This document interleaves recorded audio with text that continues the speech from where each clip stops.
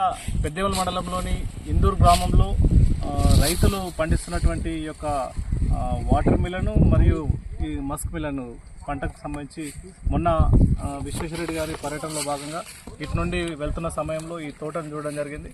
వారు నిన్న ఫోన్ ద్వారా ఎక్కడైతే రైతులు పండిస్తున్నటువంటి పంట ఉందో అది నేరుగా ప్రజలకు చేరే విధంగా మధ్యలో దళారీల ద్వారా వస్తున్నటువంటి రేట్ ఏదైతుందో వీళ్ళకి గిట్టుబాటు జరగట్లేదు. కాబట్టి ప్రజలందరూ కూడా చైతన్యాలు కావాలి. ప్రజలందరూ కూడా రైతులు పండిస్తున్నటువంటి పంటలను నేరుగా కొనుగోలు చేయాలి.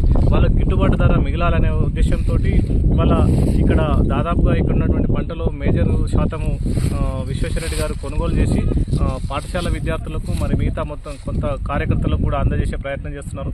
అందులో భాగంగా ఇవాళ ప్రకాశం గారు అనే రైతు యొక్క పొలంలో ఇందూరు గ్రామంలో ఇక్కడ భారతీయ జనతా పార్టీ కార్యకర్తలందరం కూడా ఇక్కడ రావడం జరిగింది. ఇక్కడ పంటను పరిశీలించి ఇక్కడ పండినటువంటి యొక్క పంటని మేమే తీసుకెళ్లి పాఠశాలలో విద్యార్థులకు మరియు కార్యకర్తల ఇంటికి కూడా తీసుకెళ్లి పంచడం జరుగుతుంది. కాబట్టి ఏది ఏమైనా నరేంద్ర మోడీ గారి నేతృత్వంలో లోకల్ ఫర్ లోకల్ అనేటటువంటి నినాదం చేత ఎక్కడ పండించినటువంటి ఎక్కడ ఉత్పత్తి చేసినటువంటి సరుకుల్ని అక్కడే కొనుగోలు చేసి దాని ద్వారా ఆర్థిక స్థితిగతులు మెరుగుపడే విధంగా ఇక్కడ ఉన్నటువంటి నైపుణ్యాలను గుర్తించే విధంగా ఇక్కడ ఉన్నటువంటి చిన్న సన్నకారు రైతులకు చేయూతనిచ్చేటటువంటి విధంగా మనం ఉన్నటువంటి ప్రదేశంలోనే ఆ రకమైనటువంటి ఆలోచన అవగాహనతో మనమందరం కూడా ముందుకెళ్ళినట్టయితే ఖచ్చితంగా అతి త్వరలో వేగవంతమైనటువంటి ఆర్థిక అభివృద్ధి జరుగుతుందనే దానికి ఇది నిదర్శనమని చెప్పేసి వారు సూచించిన మేరకు నరేంద్ర మోడీ గారి నేతృత్వంలో రాబో రోజుల్లో ఖచ్చితంగా ప్రపంచంలోనే ఒక గొప్ప ప్రజాస్వామ్య ఆర్థికంగా బలంగా ఉన్న దేశంగా